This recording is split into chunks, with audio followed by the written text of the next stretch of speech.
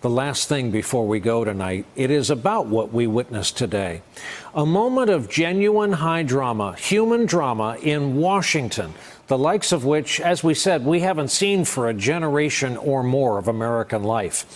And it gave us one of those rare "tell me you're watching this" or "are you watching this" national television moments.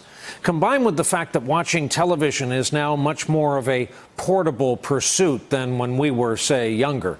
It meant that we had millions not just watching in living rooms and kitchens, but in office cubicles and break rooms and waiting rooms, listening in the car, continuing on computer screens when we got to work. Students gathered in college campuses to see history play out live.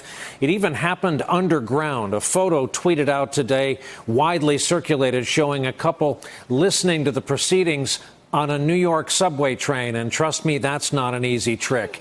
In the air today, the hearing dominated those seatback TV screens on those planes so equipped. The television chef Andrew Zimmern noted on his flight today, no one is reading a magazine, no one is talking.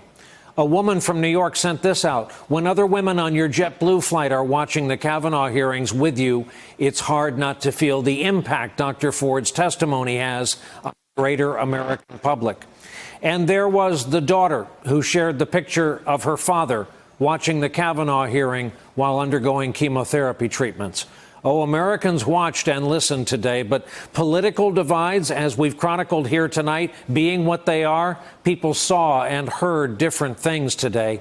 That conversation continues tonight. It continues first thing tomorrow morning. The stakes couldn't be higher. It is time, here on the East Coast at least, for this long day to come to an end. And that is our broadcast for this Thursday night. Thank you so very much for being with us for all of it. And good night from NBC News headquarters here in New York.